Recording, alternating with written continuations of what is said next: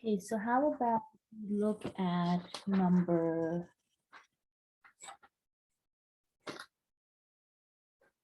let's look at number 28.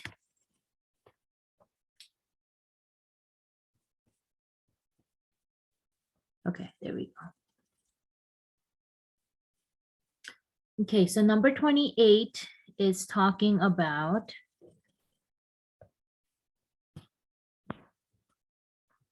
a recent poll pertaining to educational reforms involved 640 men and 820 women. The margin of error is 3.9% for the male sample and 3.4% for the female sample. So they want us to actually work backwards and find the level of confidence for the male portion of the poll and the female portion of the poll. And they're asking us to take a look at example 7 over here. So let's take a look at example 7. This will be from your textbook.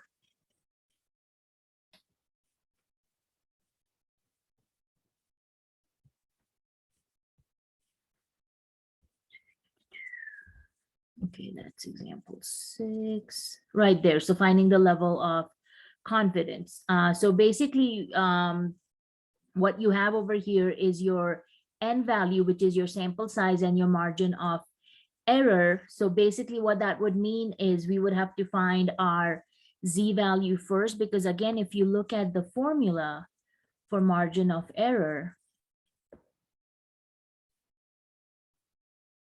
you have your margin of error, you have your n value, and then for the numerator, we need that z value. So, of course, based on the information we have, we would first need to find out what that z value is going to be. And then remember, the z value will help us figure out what the level of confidence is. So as a reference, you have this example 7 over here that you can use as a reference.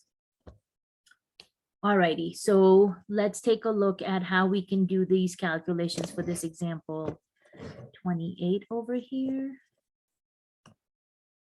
Not what I wanted to do. Okay.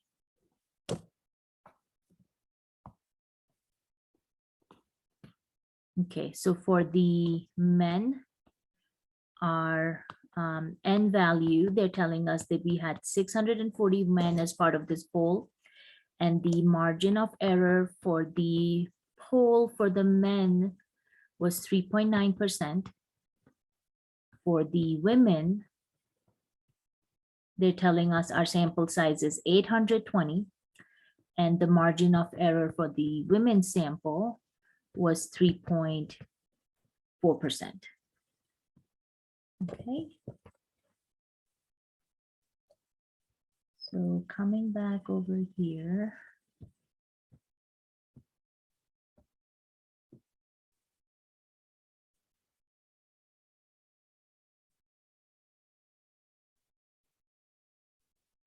Yeah, so basically you can kind of think of, no, sorry, wrong one, because we're finding the z value.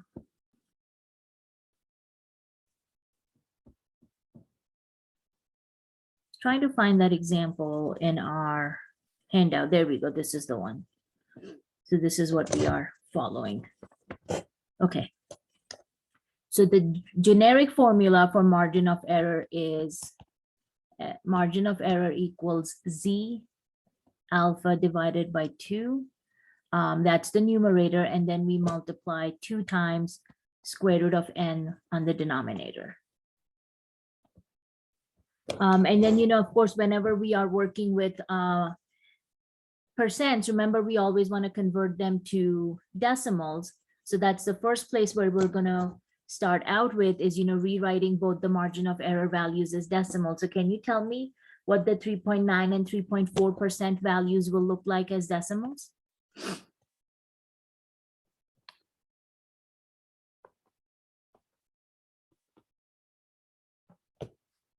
Converting 3.9 and 3.4% into decimal values?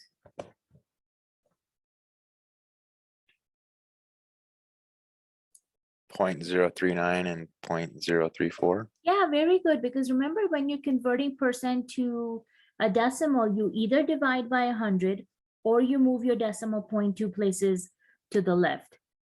So 0.039 and 0.034. Alrighty, so let's put it into our formula. We'll do for the men sample first.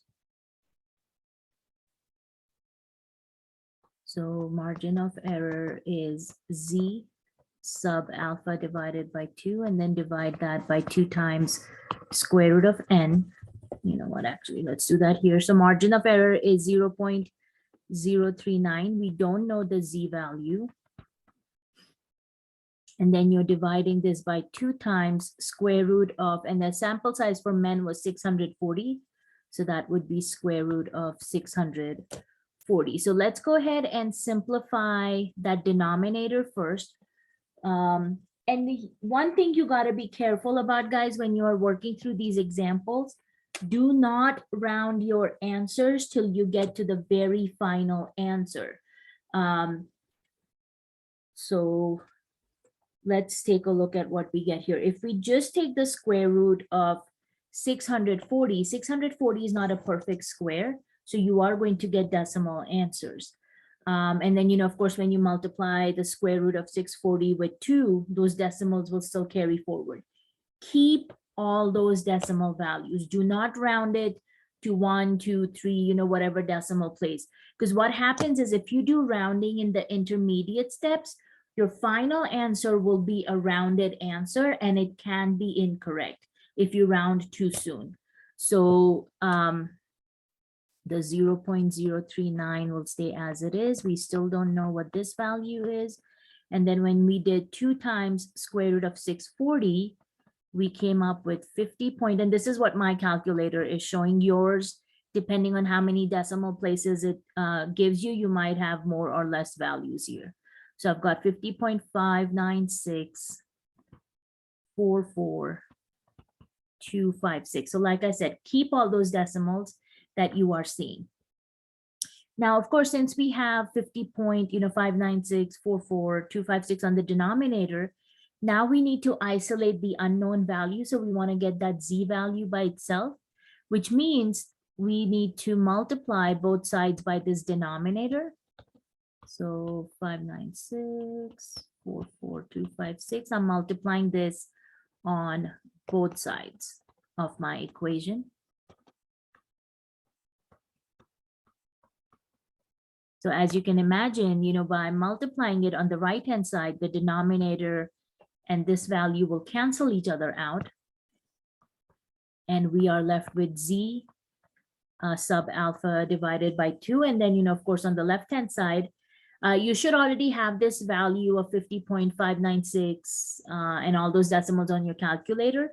So just multiply that by 0.039 and you will know what your Z value should come out to be. So again, this number is 1.97326126. So as you can see, we are coming up with our Z value now. So what we will need to do is go into our standard normal distribution table and figure out, what that area under the curve is going to be for this Z value. And remember, since our table only uses 2 decimal places for Z value, you are able to round this number down to 1.97. So this will become our, Z score. And then let's take a look at what that comes out to be. So 1.97, this is our standard normal distribution table. So 1.9 on the left-hand side, and then your 0.07 is basically the third column from the right. So here's our 1.9.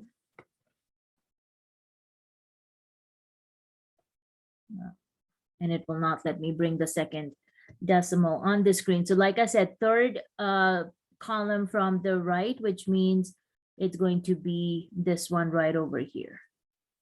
This is for our Z value of 1.97.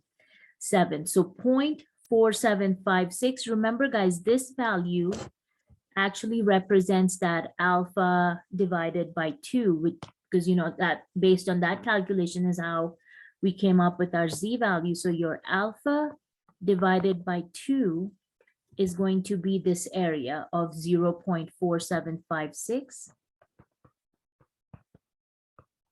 And since this is alpha divided by 2, and you know what, let's write this as a fraction. Same thing we did before.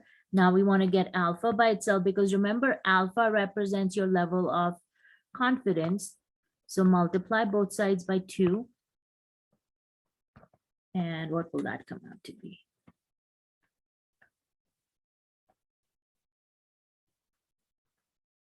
So what do you think our alpha comes out to be in this case?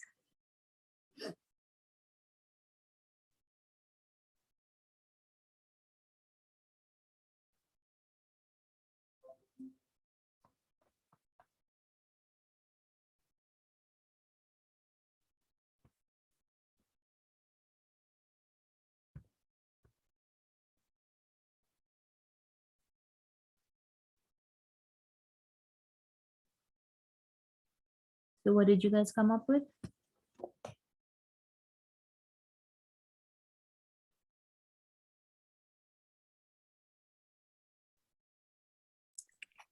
0.9512. Yeah, very nice. 0.9512. Which of course now we can turn it back into a percentage. So move that decimal 2 places to the right, or multiply by 100.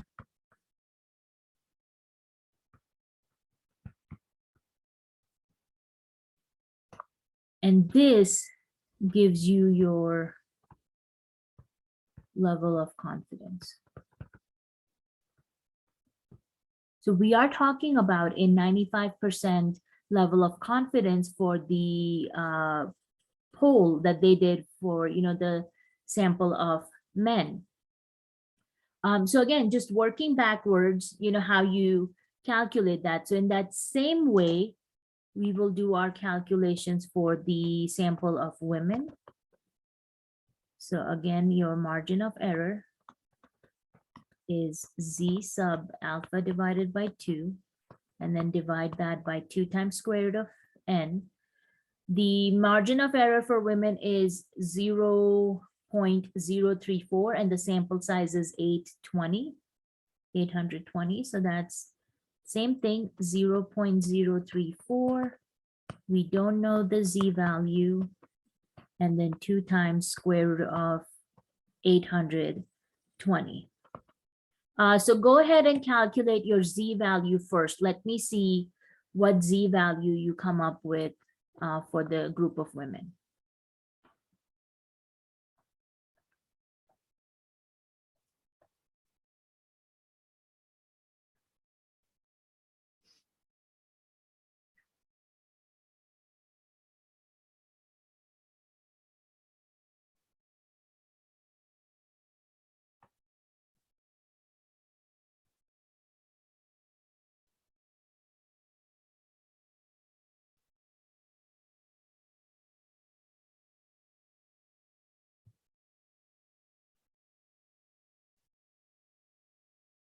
And just because you had the 1.97, don't assume that's going to be the same value or the same level of confidence for the women as the men. They can be different values. So what does your z-score come out to be?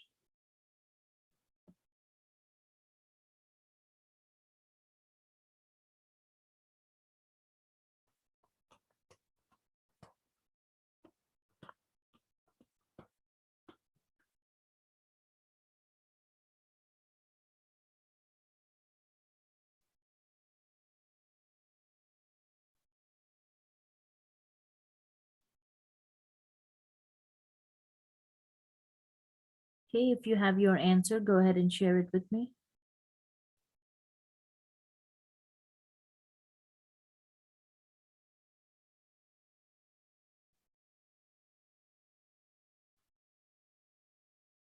Brandon, okay.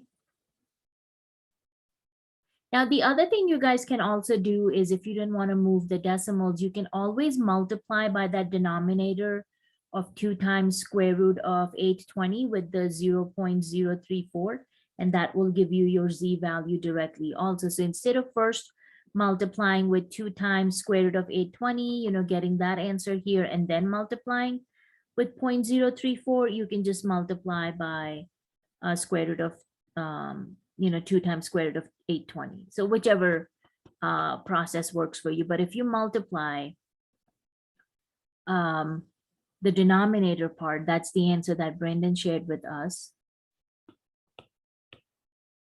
271,284,25. And then, of course, we multiply this on both sides of our equation. Okay, so what did you guys get? I'm still waiting to see what your answer came out to be for your z-score here, guys.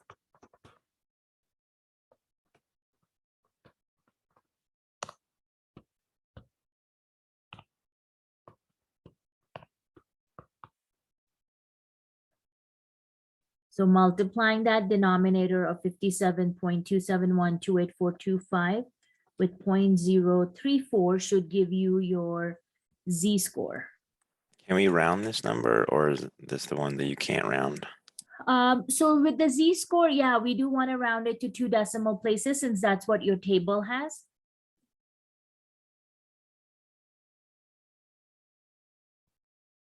All right, Nicholas. Logan, you got 0.02559 for your z-score? Oh, I put it on the chart already. Oh, okay. I did 1.95 on the chart, sorry. You did 1.95 on the chart. Okay, okay. So as your raw score, when you just do this multiplication here, guys, you should get 1.947223665. And then, of course, since like I said to Nicholas, you do want to round this to 2 decimal places at this point. So this would be 1.947. So that 7 actually makes the 4 go up, and you end up getting a z-score of 1.95. And from that, we will be able to figure out what our alpha divided by 2 is going to be. So 1.95. So there's your 1.9 again. And 5, since this guy was 7, this should be our 5, but let's verify that. Yep. So that's your 5. So how are you getting 0.02559, Logan? I Googled a z-score sheet and it must have been wrong. Did you look at the negative one by any chance? Quite possibly. Okay. Yeah, so remember with your textbook, they're only giving you the positive side. So just be careful if you, use a Google sheet. So this one comes out to be 0.4744. And then go ahead and tell me what your alpha value comes out to be here, guys.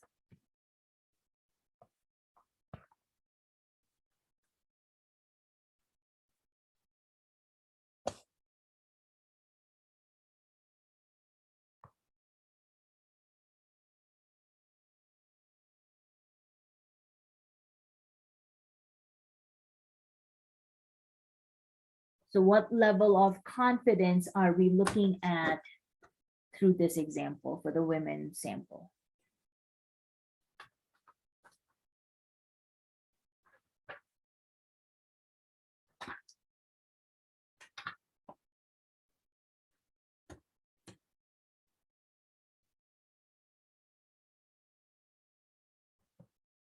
All right, Nicholas, you've got 0.9488.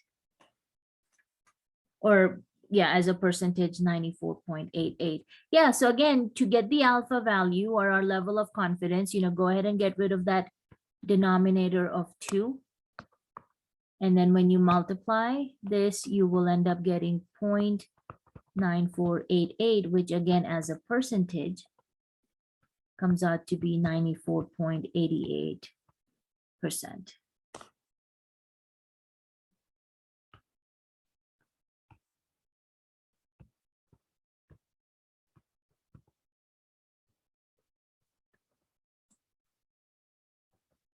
So just a little bit different from what we saw for the men, but as you can see, they're still pretty close to each other because your margin of error was again very close to each other. Your sample size was a little bit different, which is what's causing the level of confidence to be slightly different between the group of men and women in this example.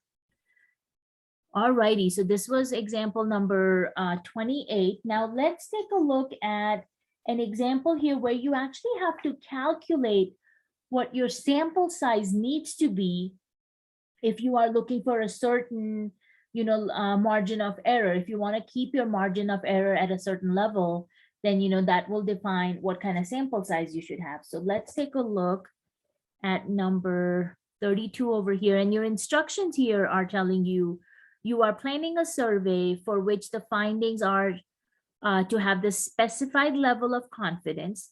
How large should your sample be so that the margin of error is at most, the specified amount?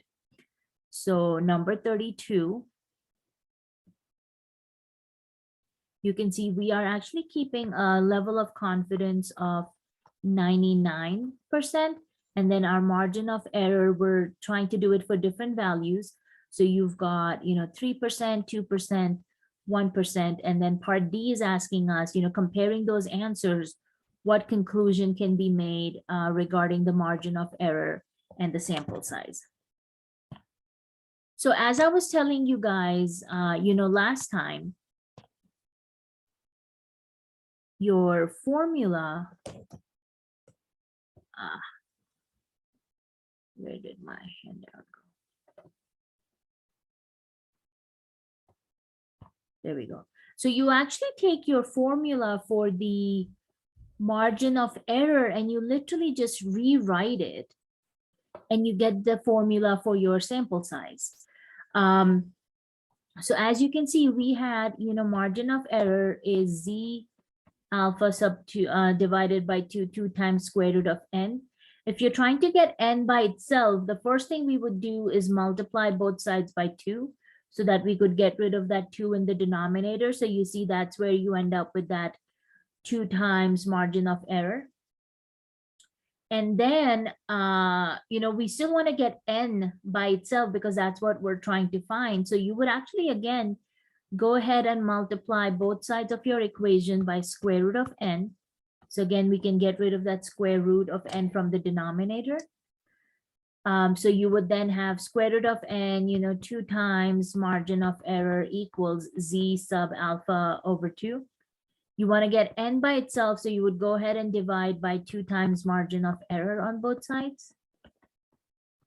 So we've gotten rid of, everything else but the square root of n. And now because of that square root, you want to get rid of the square root. So remember, to get rid of the square root, you use a square. So square and square root cancel each other out, leaving us behind with n.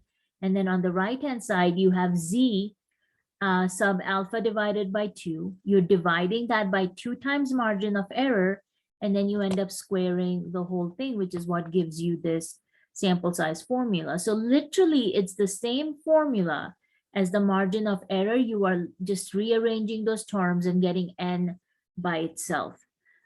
So this is the formula we will be using to work with example number 32. So we are looking at a confidence level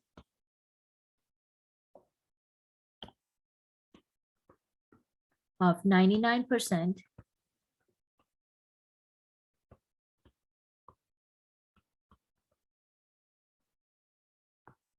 We have margin of error at 3%, 2%, and 1%. And then part B is comparison, of all our answers. Okay, so let's take a look at this guy here. So our formula again is n equals z sub alpha divided by 2. And then on the denominator, you have 2 times margin of error. And then square the whole thing. Okay, using this formula. So can you tell me with a z score of alpha divided by 2, what do you think that z score should be if we are doing a confidence interval, confidence level of 99%? Because remember again that alpha comes from 99%. Nicholas, you are in a very dark room. Do you think you can turn on a light or something? Because I honestly cannot even see you there. Okay, so go ahead, calculate your z value, and let's see what you come up with for 99% level of confidence.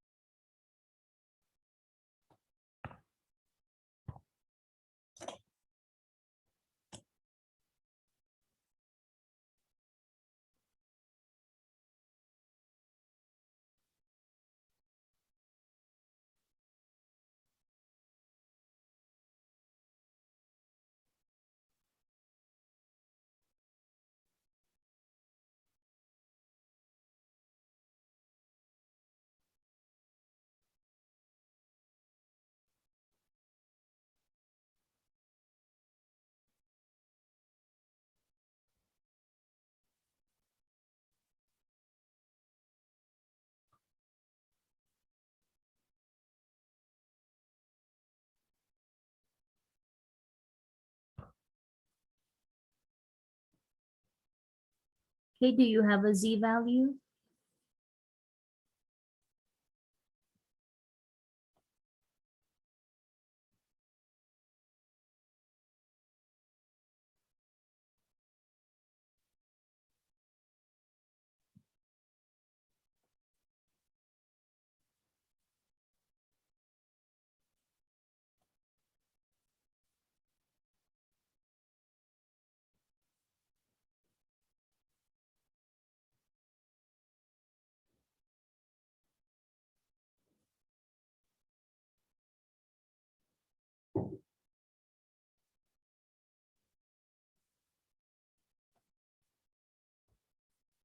All right, tell me what answer did you come up with?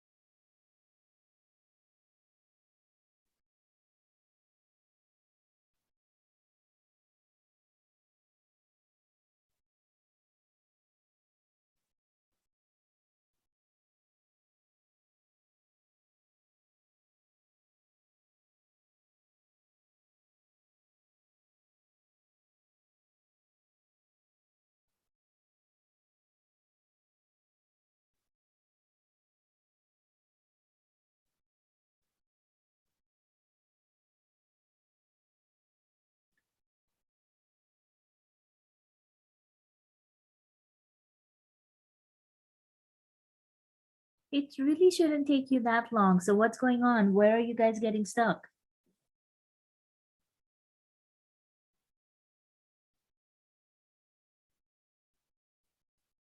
you have your alpha, which is the 99% level of confidence, so 0.99. You take alpha divided by 2, which will give you your area that you will be looking for in your table. So when you take your alpha value divided by 2,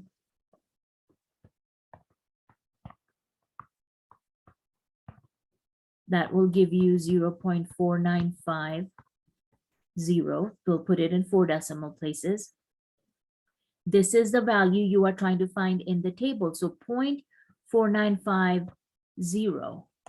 So you can see there's this whole bunch of 4 nines over here. So 495. 495. You can see 495 is going to be right in between these two values. Now, this is what we had talked about last time. You have to see, since you don't have the exact value of 495, you have to see which one it's going to be closer to. So is it going to be closer to 0.4949 or 0.4951? So which one is this number closer to? Is it closer to 0.4949 or 0.4951?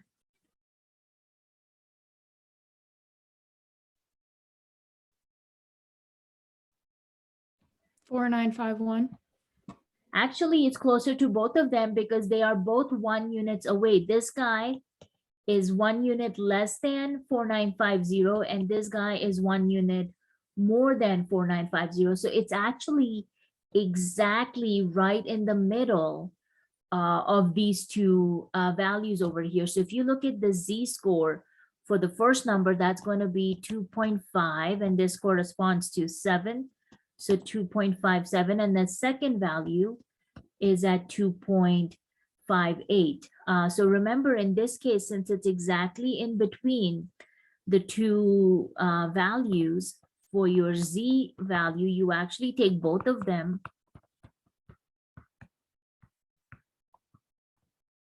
and you kind of average them out, which should give you, since that should be halfway between these two, 2.57, 2.58, yeah, 2.575.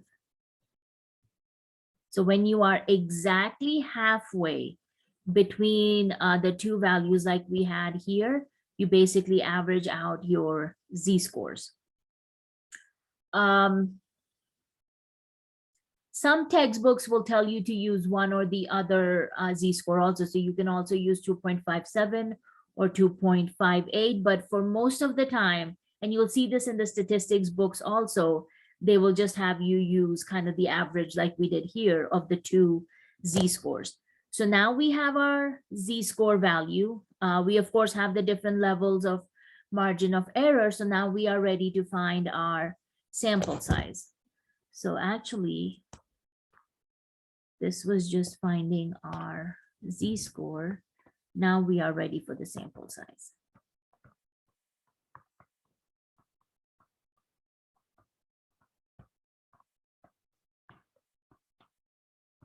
So here's our formula, z-score, 2.575 that we just calculated, 2 times our margin of error. So again, when your margin of error is 3%, convert that to a decimal. So again, this will become 0.03, 0.02, 0.01. These are the values you are using. So of course, this guy here is 0.03 since we're starting out with the first one, and then square that.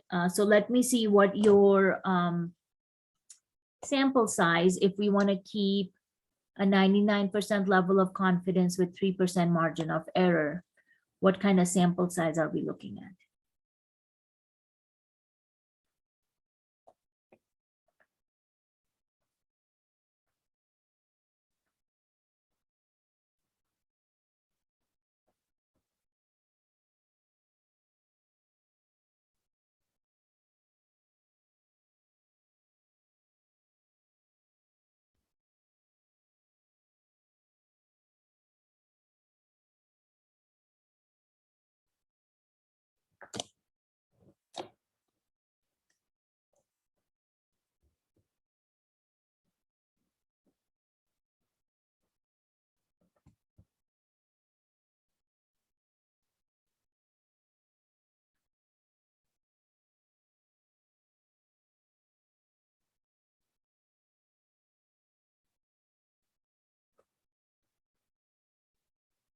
Okay, if you have your answer, go ahead, share it with me.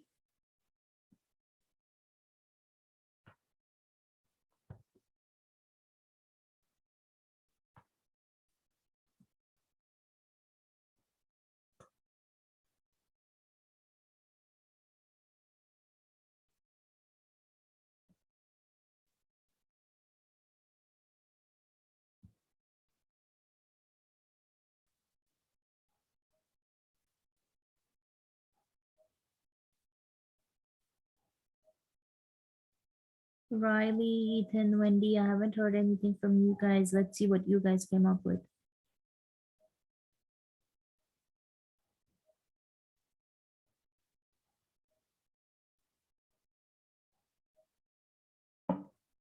I really don't think I'm doing it right because I keep getting something completely different every single time. Okay, so basically you are taking this value of 2.575 and then dividing it by, and then depending on what kind of calculator you have, you may want to put the 2 times 0.03 in parentheses if you're dividing it, all at the same time. And then whatever answer you get, you need to square that. So Ethan, as you can imagine, if you have a sample size of 1.6, that's going to be too small. So that should actually be a red flag that that number is inaccurate, because if this is people or objects or whatever, you cannot have a sample size of just 1.5 almost, right? It's got to be something bigger. So go back and check your calculation again.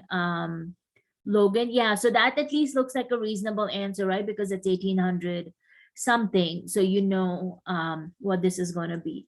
And since we don't really know what kind of sample they are looking at, is it people, is it some objects, whatever that might be, what we're going to do is round these to whole numbers, and then you can use the rounding rules, what you see in your homework example. So yeah, when you go ahead and simplify this, you will end up with 1,841.8402, 78. So rounding this to a whole number, the 8 will make the 1 go up, and you should have a sample size of 1842.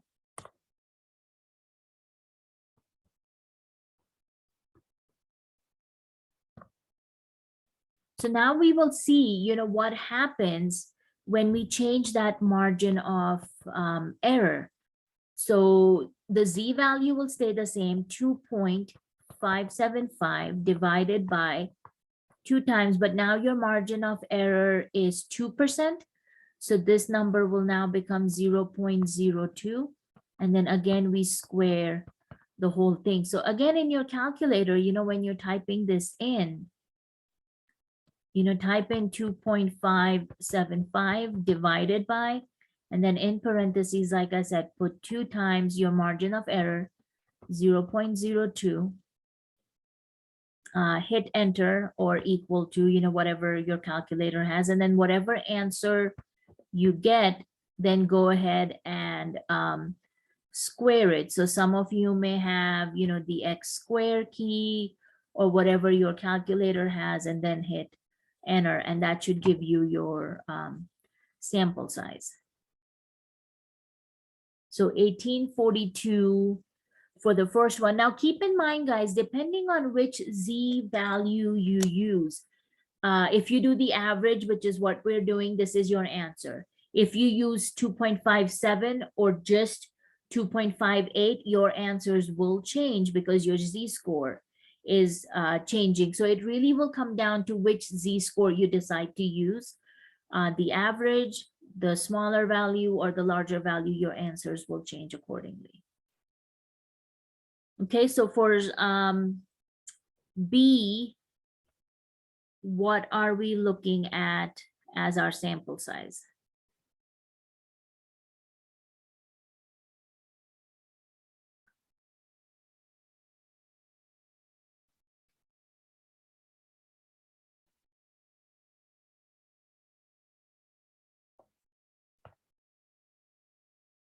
And this will be the interesting part. As you change that margin of error, how does your sample size change? And we had talked about this at the very beginning of this section.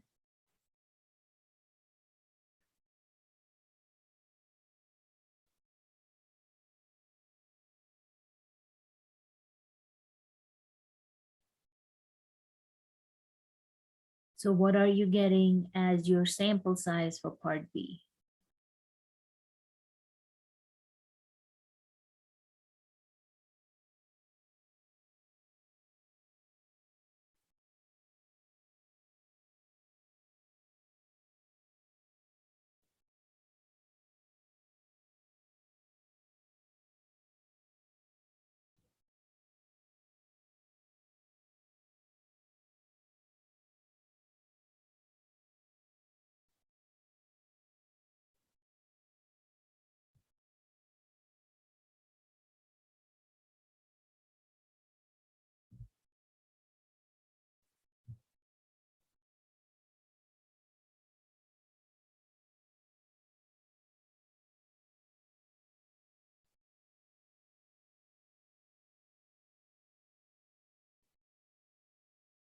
Alrighty, very nice, Ethan.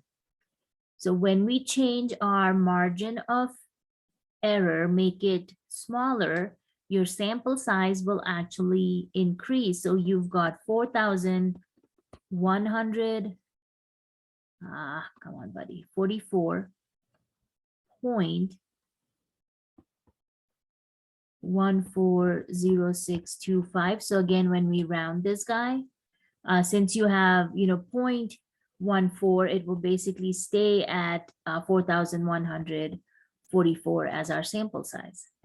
So look at the difference, just going down 1% in your margin of error. Look by how much it, more than 2,000, it increased your sample size. So again, it will be kind of interesting to see, what will happen when we take our margin of error down to 1%.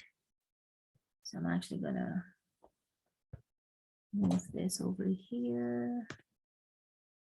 This was just our calculation part of it. And then part C. Let's see what this guy comes out to be. So this time, the same thing, 2.575 divided by 2 times margin of error is 0.01, and then square the whole thing. So what is this guy giving us now?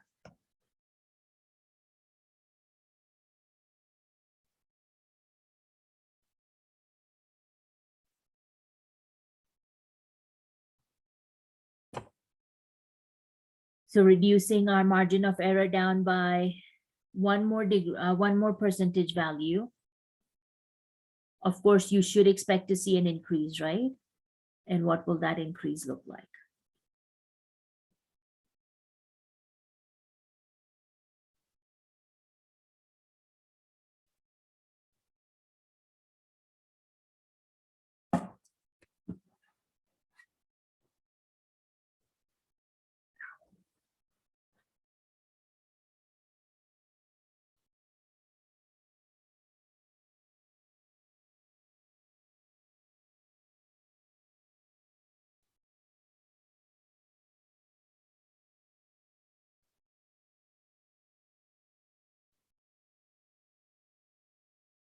Logan, okay, you've got 16,577, Ethan 16,576.56, okay, which does round up to the 77. Okay, perfect. So 16,576.5625, which will round up to 16,577. So again, you will see same thing as we were expecting, as your margin of error decreases, your sample size increases. And like I said, at the very beginning of this section, we had actually seen that in one of those first examples. So your comparison between the three basically can say, smaller margin of errors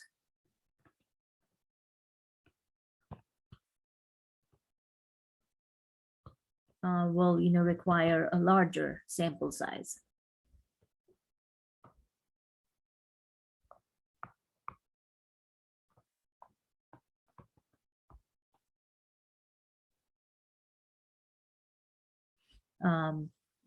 And of course, vice versa.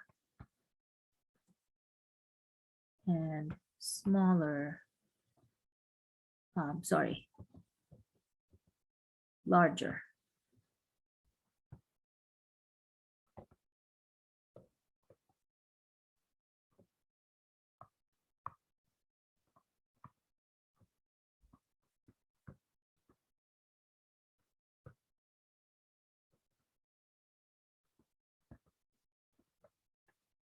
And I think this is a great way to kind of figure out what your sample size will be if you want to keep a certain level of confidence and your margin of error. You can basically decide what that sample size will be. So if you actually look at these examples over here, they go through different levels of confidence. So you can see at number 29, they want to do 95%, 96%, 98%, and 99% level of confidence. And they're keeping that margin of error at, 3, 2, and 1%. So you can basically see, depending on what level of confidence and which of these margin of errors you go with, what your sample sizes will be. So it's kind of a nice way as a statistician, somebody who's going to be doing a survey, you can kind of see, okay, where do I want to keep my sample size at? What would be practical to work with? 16,500 odd people may not be a very practical sample size, depending on the survey and study you are doing. So that means, we could then go with one of the other options, if that was more viable for somebody conducting the survey to do. So that's kind of how you want to look at, these different examples. All right, questions over here, guys.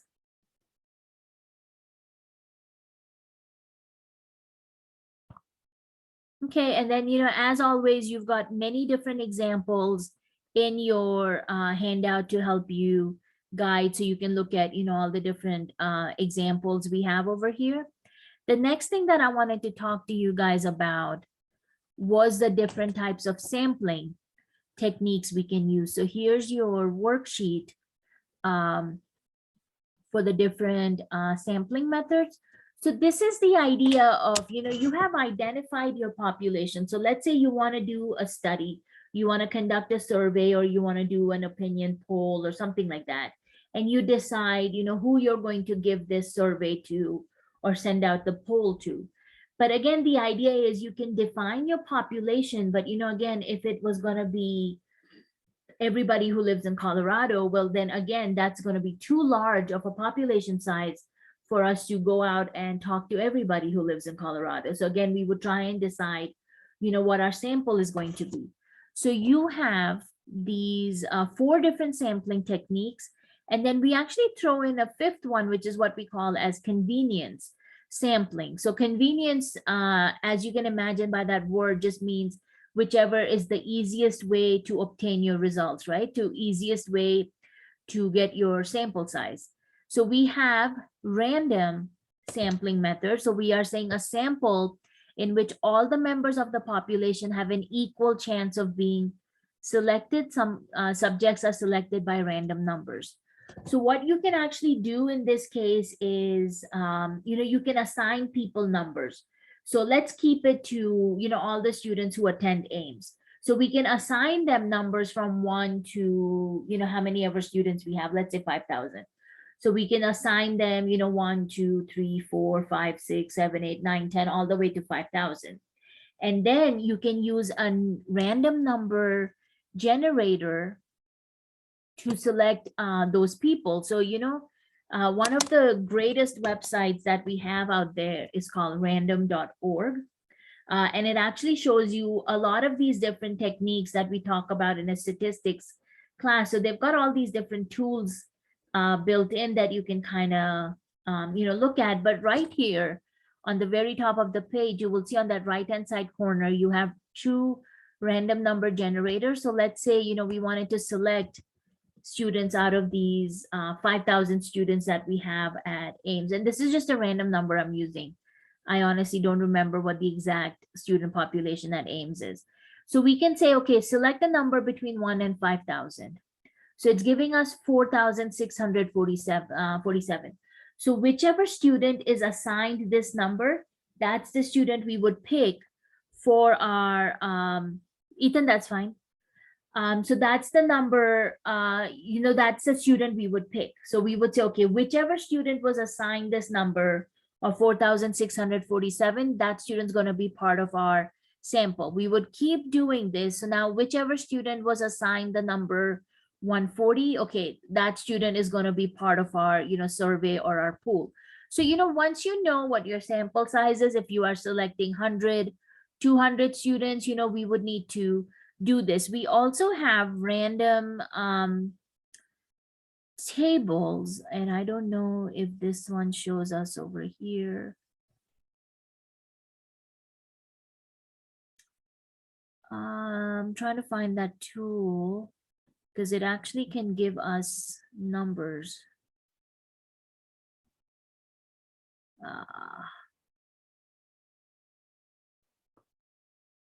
I don't think it's a list randomizer. Well, there we go, integer generator. So we can say, okay, we want a sample of 200 students. We have, 5,000 students on campus. So we're going from 1 to 500, and let's put this in 10 columns.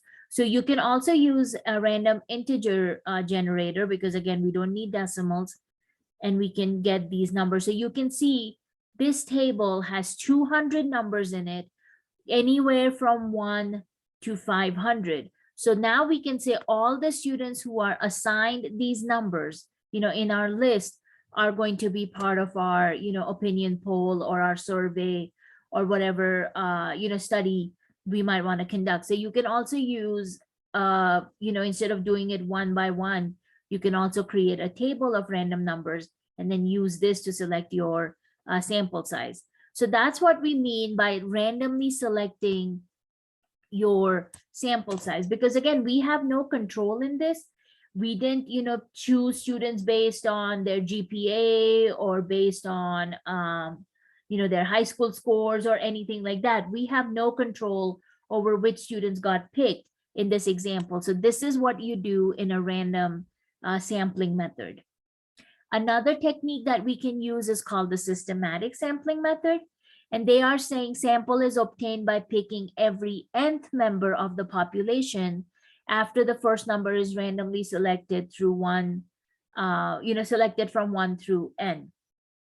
So you can see in the example, we are saying every 300 box of cereal is picked and the number of ounces is measured to check for accuracy, that the machines are, filling them at the right weight level. So in this case, again, what we would do is if we go back to our random number generator here, and just between our 1 to 5,000, we want to pick a starting point.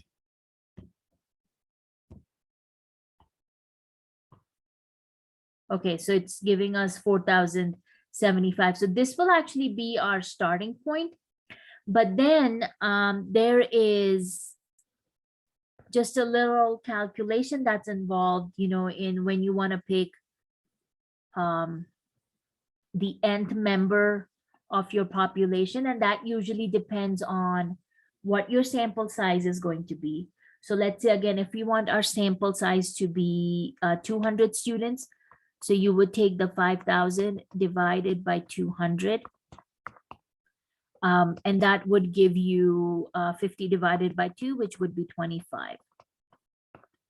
So that means you would be picking every 25th member, from our student population. So we would have this number as our starting point. So, you would have that list of all the 5,000 students. So, you would basically have, all the way this list of students till you got to that 5,000 student we would start with wherever that 4,075 is, that would be the first student we would pick. And then after that, we would go down to every 25th student. So, 40, 75 plus 25 would put us at 4,100. So whichever student was at the 4,100 number would be in our population. Then you would go another 25 out. So that would be the student who would be in the 4,125 position. So you basically keep counting 25 students after that till you got all 200 of your students. And if you made it to the end, you can always come back and start over from the beginning. So even though our starting point was, kind of towards the end of this list, it doesn't matter because you can just start right at the beginning and start counting every 25th student again. So that's your systematic sampling method. And as you can see, again, we have no control over this because you picked your starting point as a random number, and then you are going with the nth member of that population. So, just arrange them from 1 to whatever the last number is, and then pick your members accordingly. So this is a second sampling method. Our third one is stratified. Stratified is, breaking them into stratas or smaller groups. So we are saying a sample is obtained by dividing the population into subgroups by some characteristic. And then subjects are selected at random from each group. So as you can see in the examples, they're saying a group is divided by gender. 5 people are randomly selected from each group to answer a questionnaire. So the subgroup is based on gender. You can do, and again, it will depend on the survey you are doing. So are you doing this based on income levels? Are you doing this based on, I don't know, how many kids in a family do they have? So whatever groups you divide them in, the difference here is from each group, right? How many ever subgroups you have from each group, you will be selecting a random number of people. And it's got to be the same number, right? So if you have, let's say since we're going with students at Ames, let's say we divide them by freshman, sophomore, junior, senior, right? Divide them on their time at Ames, how many classes they've taken. Then let's say from each group, and if we're still keeping that population of 200, since we have 4 subgroups, freshman, sophomore, junior, senior, that means from each subgroup, you will be selecting 50 students. So then you would again still randomly select those students, but now instead of randomizing your whole population, you will be randomizing each of those subgroups and then selecting 50 from each one of them. So that's your stratified. Cluster is again kind of the same idea because you are still breaking them into subgroups. We're saying a sample is obtained by dividing population into subgroups, but the difference between stratified and cluster is you select the entire cluster. So one or more clusters are selected at random and all members, and this should be off, all members of the cluster are used. So in stratified, we take members out of each group, right? So like we had the 4 groups of students, from each group, we took 50 members. With cluster, you don't do that. With cluster, you would select 1 or 2 clusters and you would take all the members who belong to that cluster. So in this case, if you wanted a good population, then maybe you don't want to break your students down by senior, freshman, junior, who did I miss? Sophomore. Maybe you want to do it differently. If you still wanted to keep the same 4 groups of freshman, sophomore, junior, senior, you can only select, let's say 1 or 2. So you either select everybody who's in the freshman group, you select everybody who's on the junior group, but that whole cluster, that whole subgroup has to be selected. So just the difference between stratified and cluster. And then, like I said, the last one was convenient, however you can easily obtain your sample. And one examples I like to use for convenient sampling is, let's say you were just doing a poll about, I don't know, what's your favorite cereal, breakfast cereal. You can literally go stand outside a door at Walmart, and ask people that question as they're going in or coming out, right? So you can just say, hey, quickly, can you tell me what's your favorite cereal?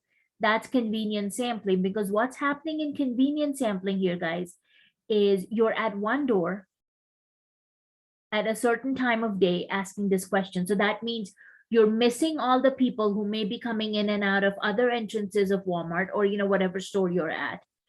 You're missing out the people who will be there at different times of the day when you are not there asking your question. And so as you can see, you're not getting a good mix of people who show up to grocery shopping, so that is what we would consider as convenience sampling. Another example would be if you were, let's say, doing a survey for your class, and I asked you to go ask your sample, certain questions. I think one of the most easiest things all of us would do is reach out to our family and friends, right? And we would say, hey, can you answer this question? You would either put it on Facebook or, maybe send text messages out or whatever. That is another example of convenience sampling, because you're going the easiest way possible. Here, they're talking about a example of viewers of a nightly news program are asked to call in and express their view on a topic. So if you think about this, if we're talking about people who watch this nightly news program, this is probably something they do night after night, right? They do it on a regular basis. So they are probably, I don't know if I want to say fan of the show, but I would say, they agree with the show, or they like the newscasters, or, whatever. So if they're going to call in, you are actually going to get a biased response from these people, because, they're viewers of the show. They watch the show on a regular basis, and their opinions are probably going to be in line with, whatever the hosts are talking about. Because you're missing out all the people who don't watch the show, missing out people who maybe watch their news at a different time of day, and, same kind of things. So just as an example over here, they're asking us to identify which type of sampling method was used. So part one is saying a gift certificate is given away at a home improvement store. Customers fill out a form, and the form is placed in a bin. A blindfolded person picks a form from the bin.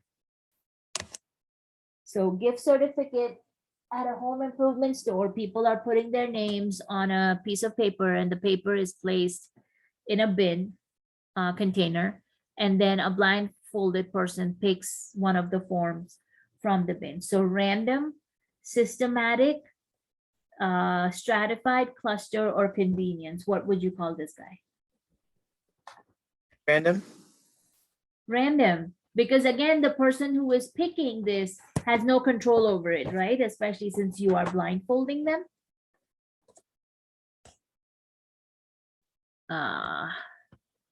Okay, while I get this down, let's take a look at the second one. A state is divided into counties. All addresses are selected from 3 random counties for a water survey. So state are divided in counties, and then all addresses are selected from 3 random counties for a water survey. So random, systematic, stratified, cluster, convenience. Stratified. Stratified, because we're breaking them into subgroups, right, based on the counties. But again, breaking into subgroups can be stratified or cluster. So stratified or cluster, you guys, they're telling you they are selecting all the addresses from those 3 counties. Would it be cluster then? Since they are selecting, yeah, that's fine, Riley. Since you are selecting all the addresses and they're specifically telling you all the addresses, remember you select all the members, this is going to be cluster. Every 45th TV coming off the assembly line is checked for defects. Random, systematic, stratified, cluster, convenience. Systematic. Yeah, systematic, right? Because they're telling you it's the every 45th TV. People leaving a grocery store are asked how much money they spent on produce.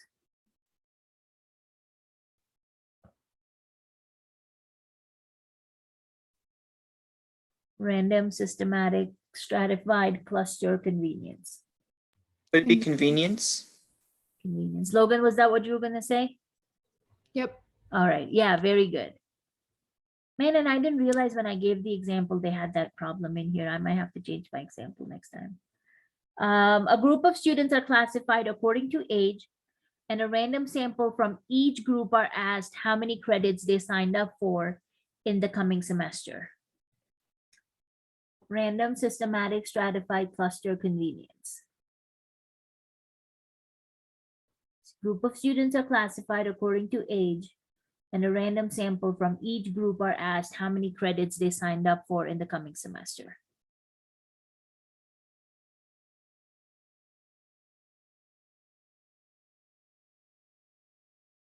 Stratified. Yeah, because they're telling you from each group, they selected a random sample, and we know the subgroups are based on the ages, right? Ethan, was that what you were gonna say? I was on the fence about it as either cluster or stratified. Okay, yeah, so the only reason this guy is not a cluster because you are taking a random sample from each group. If they had said kind of like they said, you know, all addresses were selected from those 3 counties, because they said all addresses, we knew that was specifically cluster. Since they're saying there's a random sample from each group, that's what makes it stratified. All righty, awesome. So that's the first part of your homework over here, guys. So the first part of this homework worksheet or homework handout, you will see is talking about the different sampling methods. So you've got 9 examples over here. And then actually on the bottom is where we talk about bias. So what we will do is, because I don't want to keep you guys any longer, we have this second part of our worksheet that we need to talk about where we talk about different biases that happen. So we'll do that, I guess, on Friday, because on Wednesday, you guys will be coming in to take your chapter exam for 4.